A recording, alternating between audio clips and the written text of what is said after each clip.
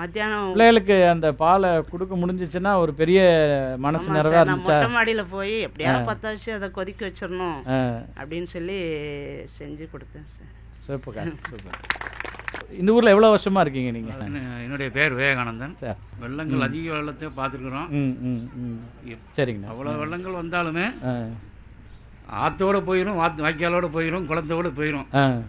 ஊர்களில் வந்து ஊர் உள்ள இந்த அளவுக்கு பாதிப்பை இதுவரைக்கும் எந்த வெள்ளமும் ஏற்படுத்தினது எனக்கு தெரிஞ்சு இல்லை.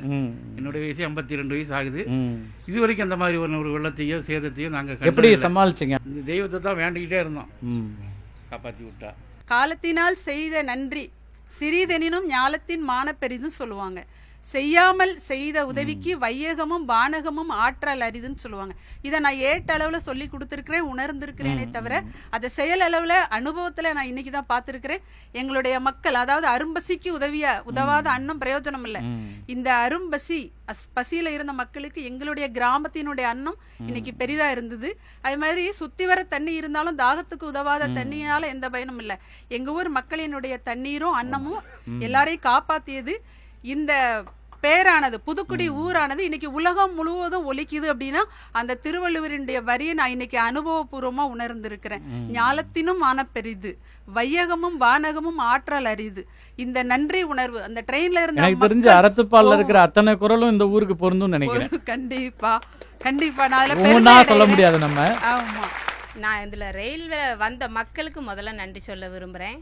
அவ்வளோ பேருமே நல்ல ஒத்துழைப்பு தந்தாங்க எங்களுக்கு. முதல்ல கொஞ்சம் நாங்கள் சாப்பாடு எங்கள் ஊரில் போடும்போது கொஞ்சம் நெருக்கிட்டு சண்டை போட்டு தான் அவங்க முதல்ல சாப்பாடுக்கு கொடுக்க வேண்டியது இருந்தது. கையில் இல்லை, இருப்பு இல்லை, அவங்க நம்மளுக்கு கிடைக்காதோ அப்படின்ட்டு முதல்ல வந்து வாங்கவும் இது இருந்ததுனால அப்புறம் அவங்க எல்லாரையும் சாப்பாடை கொடுக்கணும், நம்ம எல்லாருக்குமே உங்களுக்கு நாங்கள் கொடுப்போம், நீங்கள் கவலைப்படாதீங்க, நாங்கள் எங்கள்கிட்ட இருக்கிற வரைக்கும் நாங்கள் உங்களுக்கு சாப்பாடு தருவோம், நீங்கள் கவலைப்படாமல் வரிசையில் நின்று வாங்குங்க அப்படின்னு திரும்ப வரிசையில் விட்டோம். நாங்கள் எல்லாம் எங்கள் பசங்க தான், பசங்க ஒரு 5 பேர் தான் இருந்தாங்க.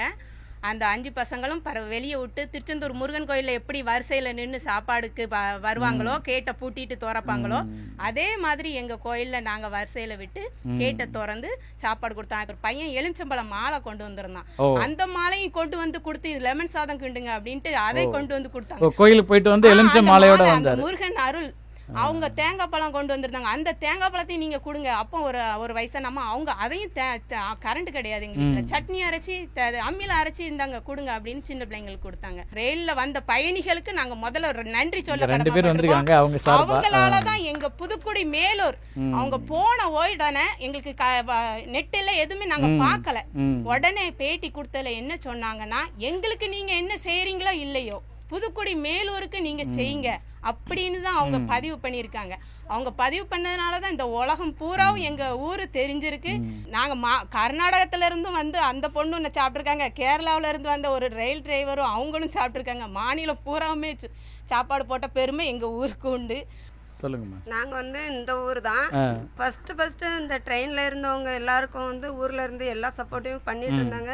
ஆனால் நியூஸ் 18க்கு ரொம்ப தேங்க்ஸ் சொல்கிறேன். ஏன்னா அவ்வளோ கஷ்டத்துல நடுவில் அவ்வளோ தண்ணியிலையும் வந்து ஹெல்ப்பாக இருந்தாங்க. திருப்பி வந்து எங்கள் ஊரை வந்து இவ்வளோ தூரம் கொண்டு போயிருக்குன்னா அது இந்த சேனல் தான் ஃபர்ஸ்ட் ஆஃப் ஆல். அதுக்கு முன்னாடி உங்களை பார்க்க வந்தார்ல வெற்றி, ஹரி 2 பேரையும் நம்ம வந்து இப்போ ஆனர் பண்ணுவோம்.